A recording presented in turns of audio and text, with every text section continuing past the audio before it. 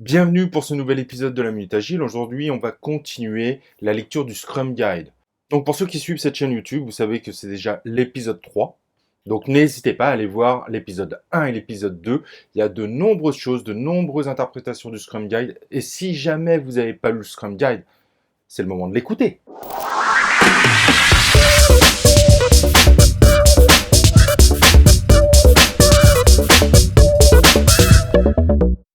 Donc dans le précédent épisode, on avait commencé à regarder un peu la partie équipe, mais on n'était pas rentré dans les différents rôles respectifs.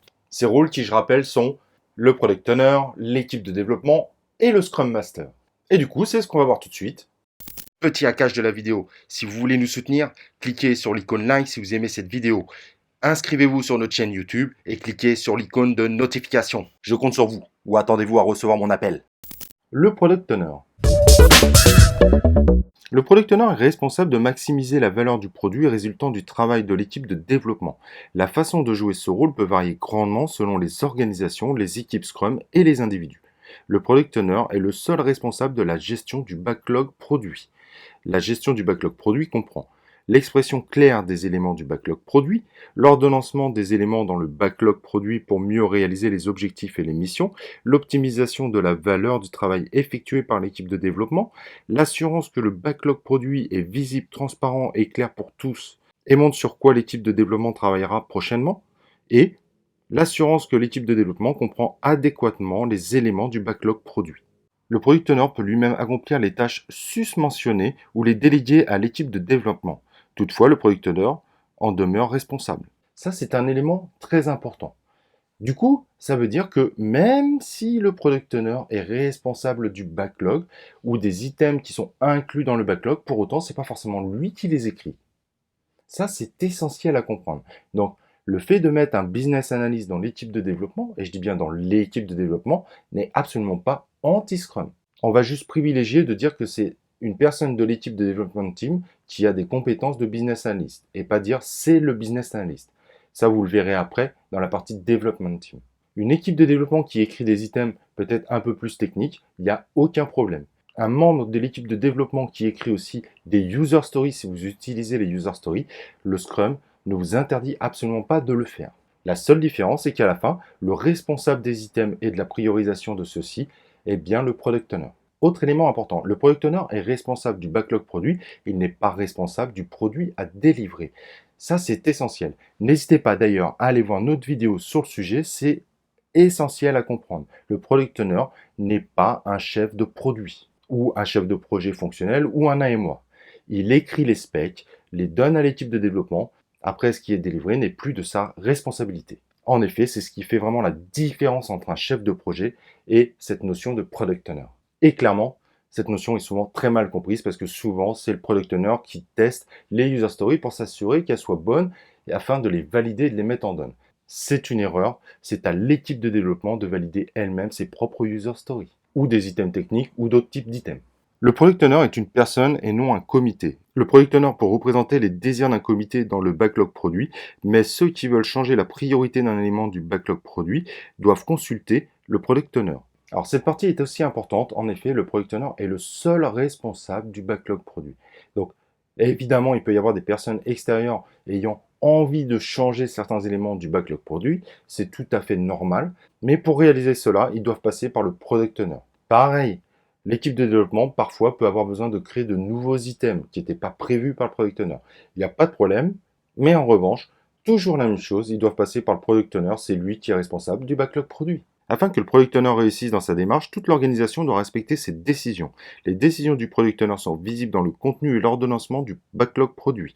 Nul ne peut forcer l'équipe de développement à travailler à partir d'un autre ensemble d'exigences. Petit message clé aussi, l'équipe de développement est dédiée au produit. Dans un bon Scrum, normalement, on ne peut pas prendre des gens de l'équipe de développement pour les mettre sur un autre produit, même si c'est partiel, même si c'est 2 jours pendant le sprint, l'équipe est dédiée à 100% au produit. Et cela est une évidence parce qu'en général, quand on fait ça, on s'aperçoit que les équipes ont beaucoup de mal à s'organiser et le Product Owner, c'est beaucoup plus dur pour lui de prioriser un backlog de qualité.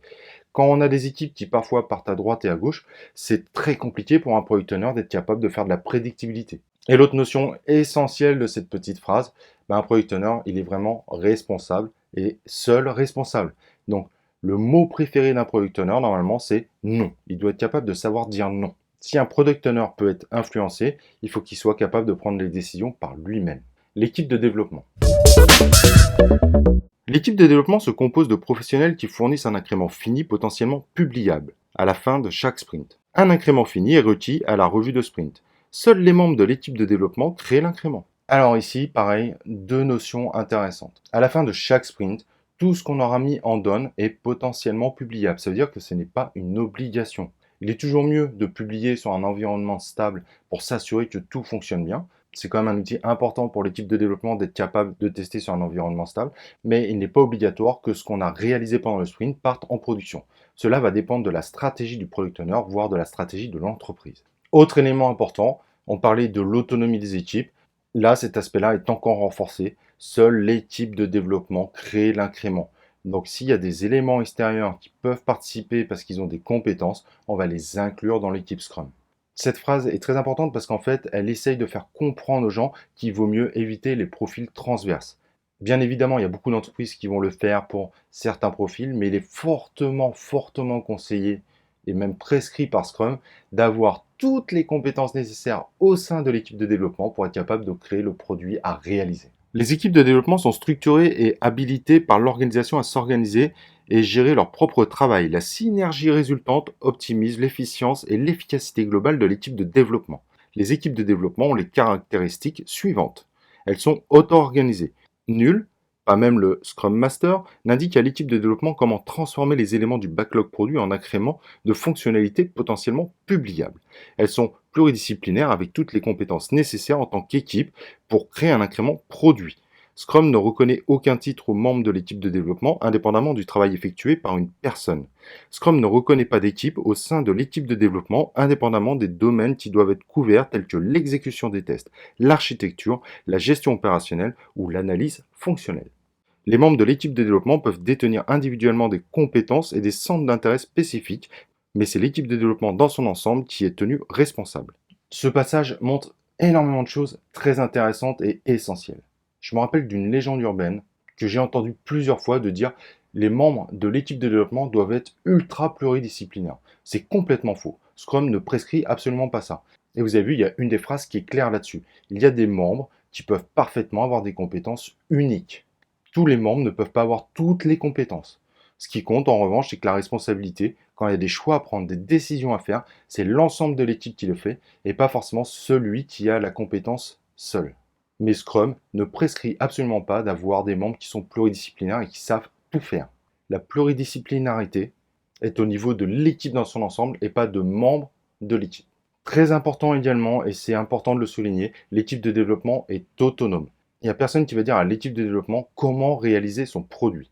L'équipe est seule à être capable de le faire. En revanche, nous pouvons parfaitement avoir un leader avec plus de compétences ou plus d'historique au sein de l'entreprise qui peut guider l'ensemble de l'équipe si elle est d'accord d'être guidée par cette personne. Il n'y a rien qui interdit d'avoir des leaders dans cette équipe de développement. Et comme vous avez vu, l'architecture et les tests sont réalisés par l'équipe de développement. Et ce n'est pas un architecte technique qui vient d'une autre équipe qui doit décider pour cette équipe. Cette équipe décide par elle-même. Donc si on a besoin de compétences d'architecture, elle doit être incluse dans cette équipe de développement. La taille optimale de l'équipe de développement doit être suffisamment petite pour rester réactive et assez grande pour accomplir un travail significatif durant le sprint. Le fait d'avoir une équipe de développement de moins de 3 membres réduit l'interaction et produit de faibles gains de productivité. Durant un sprint, les petites équipes de développement peuvent rencontrer des contraintes liées aux compétences, ce qui les empêche de livrer un incrément potentiellement publiable. À l'opposé, une équipe de plus de 9 membres implique trop de coordination. Les grandes équipes de développement engendrent trop de complexité pour qu'un processus empirique soit utile.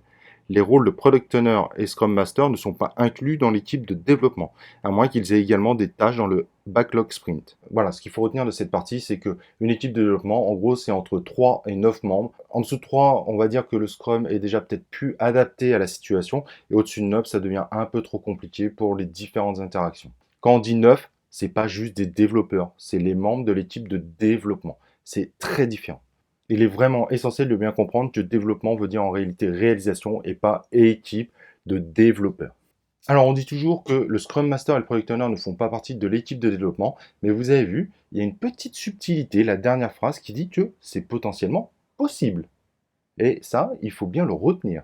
Donc en effet, si un Scrum Master ou un Product Owner participe indirectement au Sprint Backlog, ils feront partie de cette équipe de développement. Et ça, c'est une subtilité qu'on a tendance à toujours oublier. Qui veut dire que même si dans la majorité des cas, le Scrum Master ou le Product Owner n'ont pas participé à la Daily Scrum, si jamais ils font quelque chose sur le Sprint Backlog, et ça évidemment c'est l'équipe qui définit tout le cadre complet autour de ce cadre léger du Scrum, potentiellement ils peuvent participer à la Daily. Passons donc à notre Scrum Master, un rôle essentiel évidemment en Scrum, et qui a souvent tendance à être sous-estimé. Donc cette lecture est vraiment essentielle. Le Scrum Master est chargé de promouvoir et supporter Scrum tel que défini dans le guide Scrum. Les Scrum Masters remplissent leur rôle en aidant tout le monde à comprendre la théorie, les pratiques, les règles et les valeurs Scrum. Le Scrum Master est un leader-serviteur de l'équipe Scrum. Le Scrum Master assiste les personnes externes à l'équipe Scrum pour identifier quelles sont les interactions bénéfiques avec elles.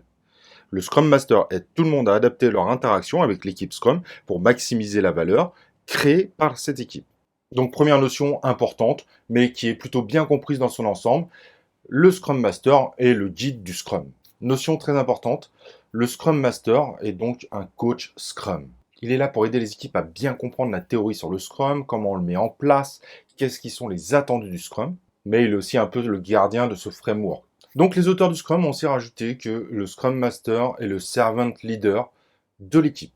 Notion très importante qui pour autant, il n'est pas manager, il est bien servant leader. C'est quand même différent, surtout si on compare avec les managers des anciennes générations.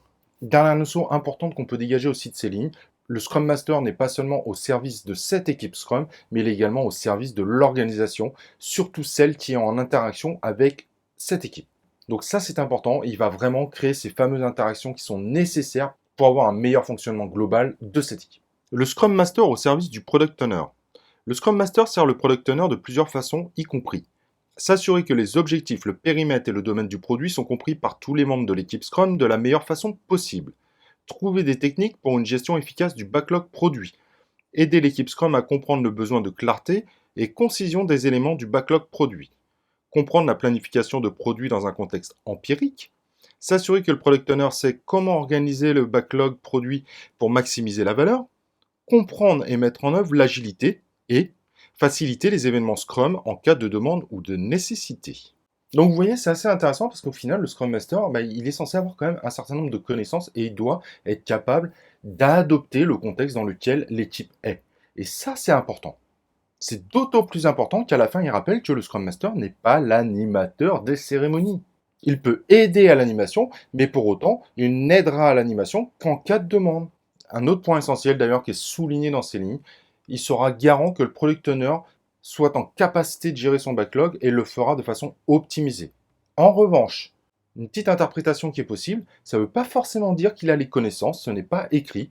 Ça veut seulement dire que si jamais le Product Owner n'a pas forcément les compétences nécessaires aujourd'hui, le Scrum Master fera en sorte qu'il en ait demain. Soit il le fait par lui-même parce qu'il a des bonnes connaissances sur le sujet, soit il fera appel à un acteur extérieur, coach agile, coach Product Owner, etc., etc., pour venir aider le Product Owner à monter en compétences et être en capacité de mieux gérer son backlog.